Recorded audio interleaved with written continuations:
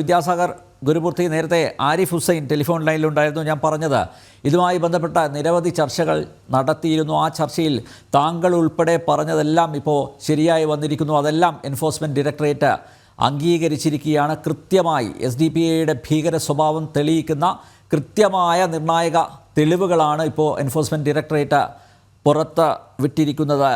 ഞങ്ങളുടെ ആത്യന്തിക ലക്ഷ്യം ജിഹാദി പ്രവർത്തനങ്ങൾ തന്നെയാണ് എന്ന് SDPIയും വിളിച്ചു പറയുന്നു. വിദ്യാസാഗർ ഗുരുമൂർത്തി, നമ്മൾ പറഞ്ഞ വിഷയങ്ങളാണല്ലോ. അതില് പ്രധാനമായിട്ടും ഞാൻ അന്ന് പറഞ്ഞിരുന്നത്, ഈ പോപ്പുലർ ഫ്രണ്ടിന്റെ നിരോധനം കൊണ്ട് ഈ സംഘടന ഇല്ലാതാവുന്നില്ല. ഇത് പല രൂപത്തിൽ പല പൊയ്മുഖങ്ങൾ വെച്ചുകൊണ്ട് വരുമെന്നും, ഇപ്പോ CPM-ലും കോൺഗ്രസിലും ഒക്കെ ചേർന്ന് സാധാരണ ജനാധിപത്യവാദികളെ പോലെ പ്രവർത്തിക്കാൻ ശ്രമിക്കുമെന്നും ഞാൻ പറഞ്ഞിരുന്നു. അതോടൊപ്പം തന്നെ അന്ന് SDPI നിരോധിക്കാനുള്ള സാങ്കേതിക തടസ്സമായി നമ്മൾ പറഞ്ഞിരുന്നത്, നിയമപരമായി ഒരു രാഷ്ട്രീയ പാർട്ടിയെ നിരോധിക്കുന്നതിന് ചില കടമ്പകളുണ്ട്.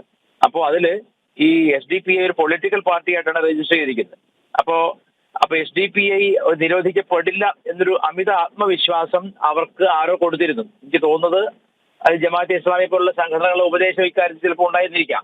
അതായത് SDPI രാഷ്ട്രീയ പാർട്ടിയാണ്, ഒരു രാഷ്ട്രീയ പാർട്ടിയെ നിരോധിക്കാൻ ഈ ജനാധിപത്യ രാജ്യത്ത് സാധിക്കില്ല എന്നൊക്കെ ചിന്തിച്ചിട്ടുണ്ടാവും. പക്ഷെ ഒരു രാഷ്ട്രീയ പാർട്ടി അൺലോഫുൾ അസോസിയേഷൻ, അതായത് നിയമവിരുദ്ധമായ ഒരു കൂട്ടായ്മയായി മാറുമ്പോൾ അതിനെ നിരോധിക്കാൻ പ്രയാസമില്ല. അപ്പൊ ED ഇപ്പോൾ ഈ സാമ്പത്തിക കുറ്റകൃത്യം ആരോപിച്ചിരിക്കുന്നത് കേവലം ഫണ്ട് എംബസിൽമെന്റോ അല്ലെങ്കിൽ കേവലം ഫോർജറിയോ ഒന്നുമല്ല. ഇവിടെ ഉദ്ദേശിച്ചിരിക്കുന്നത് രാജ്യവിരുദ്ധ പോരാട്ടങ്ങൾക്കായിക്കൊണ്ട് പണം സ്വരൂപിച്ചു എന്നതാണ്.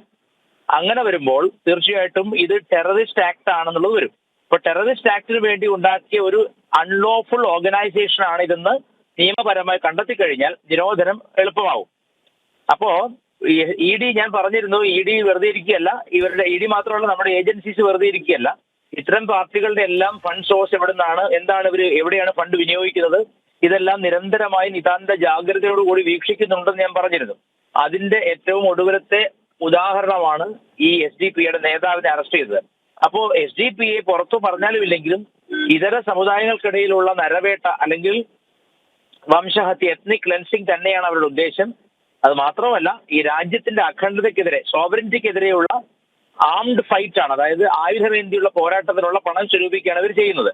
അതുകൊണ്ട് തന്നെ അതിന് ടെററിസം എന്ന വാക്കിന്റെ ഡെഫിനേഷന്റെ അകത്ത് വരുന്ന പ്രവൃത്തിയാണ് ചെയ്തിരിക്കുന്നത്. അതുകൊണ്ട് നമുക്ക് അധികം വൈകാതെ തന്നെ SDPI എന്ന വൻമരവും വീണു എന്ന വാർത്ത കേൾക്കാം. അതിനുവേണ്ടി കാതോർത്തിരിക്കാം.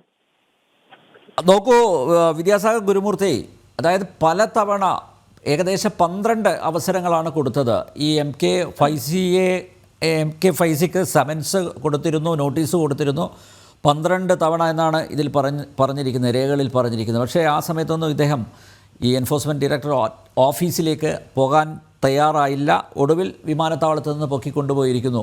അത് താങ്കൾ നേരത്തെ പറഞ്ഞതുപോലെ 2002 തന്നെ ഓഫീസ് റെയ്ഡ് ചെയ്തിരുന്നു. 2013 പിന്നെയും വിശദമായിട്ട് റെയ്ഡ് ചെയ്തിരുന്നു. എൻഫോഴ്സ്മെൻറ്റ് ഡയറക്ടറേറ്റും NIAയും ഇവരുടെ പുറകെ തന്നെയായിരുന്നു. അതുകൊണ്ടാണ് ഇത്രയും തെളിവുകൾ അവർക്ക് ശേഖരിക്കാൻ സാധിച്ചത്. ഇപ്പോൾ PFI അത് നിരോധിച്ചപ്പോൾ ഇനി ഞങ്ങൾക്ക് കുഴപ്പമൊന്നും ഉണ്ടാവില്ല, SDPIയുടെ പ്രവർത്തനങ്ങളുമായി മുന്നോട്ട് പോകാം എന്ന് കരുതിയവർക്ക് തെറ്റി അല്ലേ? കൃത്യമായ നിരീക്ഷണത്തിലാണ്, ഒബ്സർവേഷനിലാണ് ഇപ്പോഴും SDPIയുടെ പ്രവർത്തനം എന്നല്ല മനസ്സിലാക്കേണ്ടത്. അത് SDPI മാത്രമല്ല, ഏതൊരു പൊളിറ്റിക്കൽ പാർട്ടി, ഇപ്പൊ ഞാൻ ചോദിക്കട്ടെ, ഒരു സമൻസ് വന്നു കഴിഞ്ഞാൽ അത് 1 2 തവണയല്ല, 12 തവണ അയച്ചിട്ടും അയാൾ ഒരു ലോ അബൈഡിങ് സിറ്റിസൺ അല്ല. അദ്ദേഹം ലോ ഓഫ് ദ ലാൻഡിൽ വിശ്വസിക്കുന്നില്ല. അതായത് നാടിന്റെ നിയമത്തിൽ അദ്ദേഹത്തിന് വിശ്വാസമില്ല, ഇതിനെതിരാണ് അദ്ദേഹം എന്നല്ലേ അർത്ഥം. അപ്പോ കൃത്യമായിട്ടും ഒരു ബ്ലേറ്റന്റ് വയലേഷൻ ഓഫ് എക്സിസ്റ്റിംഗ് ലോസ് ആണ്. നിലനിൽക്കുന്ന നിയമങ്ങളെ കൂസാത്ത ഒരു അവസ്ഥ ഉണ്ടാകുമെങ്കിൽ അതിനർത്ഥം ഈ രാജ്യത്തിന്റെ അഖണ്ഡതയിലല്ല അവരുടെ വിശ്വാസം, ഇവർ വേറെ ഏതോ രാജ്യത്തിന് വേണ്ടി പിണിയാളുകളെ പ്രവർത്തിക്കുകയാണോ എന്ന് പോലും സംശയിച്ചാൽ തെറ്റില്ല. അതുകൊണ്ട് തന്നെ ഈ സ്വയംകൃത അനർത്ഥമാണിപ്പോൾ ഈ ഫൈസി അടക്കമുള്ളവർ ചെയ്തുകൊണ്ടിരിക്കുന്നത്. അവർ വിചാരിക്കുന്നത് എന്നെങ്കിലും ഒരു ദിവസം ഒരു അട്ടിമറിയിലൂടെ ഈ ഇന്ത്യ രാജ്യത്തെയും പിടിച്ചടക്കാം എന്നൊരു വ്യാമോഹം കൊണ്ട് നടക്കുന്നവരാണ് ഒരു ഓർഗനൈസേഷൻ പൂട്ടി പോകുമ്പോൾ അടുത്ത 10 ഉണ്ടാക്കുന്നത് 10 അല്ല 100 അല്ല 1000 ഉണ്ടാക്കിയാലും അതിനെല്ലാം ഒന്നിച്ചൊരു ചാക്കിൽ കെട്ടി പുഴയിൽ ഒഴുക്കാൻ മാത്രം സുശക്തമായ ആർമിയും സുശക്തമായ ഇന്റലിജൻസ് വിഭാഗവും സുശക്തമായ എൻഫോഴ്സ്മെന്റ് ഡയറക്ടറേറ്റും ഉള്ള ഒരു രാജ്യത്താണ് അവർ ജീവിക്കുന്നതെന്ന് അവർ ഇടയ്ക്കിടയ്ക്ക് മറന്നു പോകുന്നുണ്ട്. അതൊരു ഓർമ്മപ്പെടുത്തലായിരിക്കട്ടെ ഈ അറസ്റ്റ് എന്നാണ് ഞാൻ പറയുന്നത്. ഒറ്റ കാര്യം കൂടി, ജിഹാദ് നടപ്പാക്കാനാണ് ഞങ്ങൾ SDPI എന്ന രാഷ്ട്രീയ പാർട്ടി രൂപീകരിച്ചത് എന്ന് പറയുമ്പോൾ അവരുടെ അഹങ്കാരത്തിൻ്റെ ആ ഒരു എക്സ്ട്രീം ഒന്ന് നോക്കിയേ. അത് അഹങ്കാരം മാത്രമല്ല, വിവരക്കേടും കൂടിയാണ്. അതായത് അവർക്ക് ആ വിവരക്കേടിന് അവർക്ക് കുറവില്ലല്ലോ. അപ്പോ ഇവരുദ്ദേശിക്കുന്നത് മെമ്മറാണ്ടം ഓഫ് അസോസിയേഷൻ രണ്ട് വ്യക്തികൾ തമ്മിലോ അല്ലെങ്കിൽ കുറെ വ്യക്തികൾ തമ്മിലോ കൂടിച്ചേരുന്നത് എന്തിനു വേണ്ടിയാണ്? ഒരു അസോസിയേഷൻ എന്തിനാണ് നിങ്ങൾ കൂടിച്ചേരുന്നത്? കൂടിച്ചേരുന്നതിന് നിങ്ങളുടെ ലക്ഷ്യം എന്താണ് എന്ന് നിയമം വരെ വിശദീകരിക്കണം. അവിടെ അവർ ഇങ്ങനെ പറഞ്ഞിട്ടുണ്ടെങ്കിൽ അതിന്റെ അർത്ഥം അത് ഈ രാജ്യത്തിന്റെ നിയമത്തെപ്പറ്റി അറിവില്ലായ്മയാണ്. നിരന്തരമായിട്ട് ഇവര് നിയമപരമായുള്ള നടപടികൾ നേരിടേണ്ടി വരും. ഇനി ഇത് പ്രസ്താവനയായിട്ടാണ് പറഞ്ഞതെങ്കിൽ അപ്പോഴും SDPI എന്ന് പറയുന്നത് അത് social democratic party of India എന്നാണല്ലോ വെച്ചിരിക്കുന്നത്. അപ്പോൾ സോഷ്യലിസത്തിലോ ഡെമോക്രസിയിലോ വിശ്വാസമില്ലാത്ത മതഭീകരന്മാരുടെ വെറും ഒരു വ്യാജ പൊയ്മുഖം മാത്രമാണ് ഈ സംഘടന എന്നുള്ളത് നിയമത്തിന് മുമ്പിൽ അവർ പറയേണ്ടി വരും.